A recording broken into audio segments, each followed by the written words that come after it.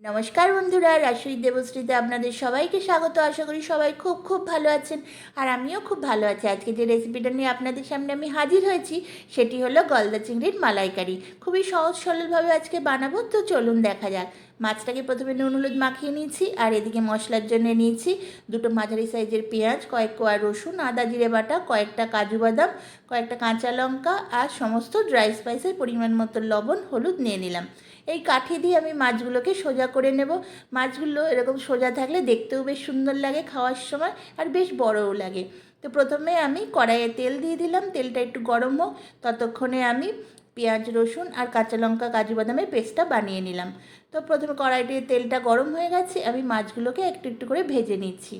সব মাছ একবারে দিচ্ছি না, দুটো চারটে করে ভেজে ভেজে তুলে রেখে দিলাম।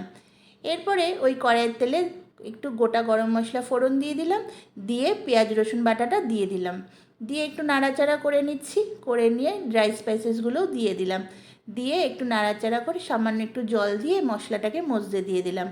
দেখুন মশলাটার থেকে আমার তেল ছেড়ে গেছে, মশলাটা আমার হয়ে গেছে।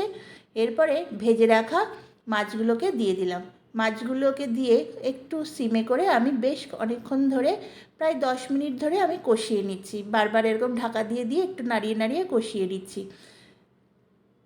দেখুন মাছগুলো বেশ ভালোভাবে কষে গেছে মশলার সঙ্গে। এরপরে আমি একটু দুধ নিয়ে নেব। দুধের কিছুটা পরিমাণ আমি একটু গুঁড়ো দুধে মিশিয়ে আলাদা করে বাটিতে রেখে নিয়েছি, আর এই দুধটা আমি অ্যাড করে দিচ্ছি। এই দুধটা খুব ঠান্ডাও না খুব গরম না, মাঝারির মতো থাকলে সেই অবস্থায় দিয়ে দিলাম। দুধ দিয়ে এবার আমি মাছগুলোকে ফুটিয়ে নিচ্ছি।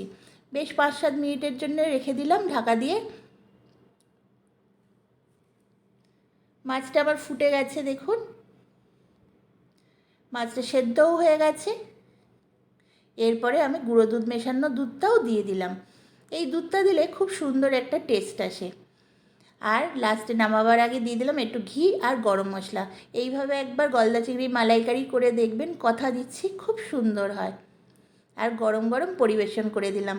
আপনাদেরও যদি আমার এই গলদা চিংড়ির রেসিপি ভালো লেগে থাকে তাহলে অবশ্যই চ্যানেলটা সাবস্ক্রাইব করে দেবেন, আর লাইক শেয়ার কমেন্ট করতে ভুলবেন না।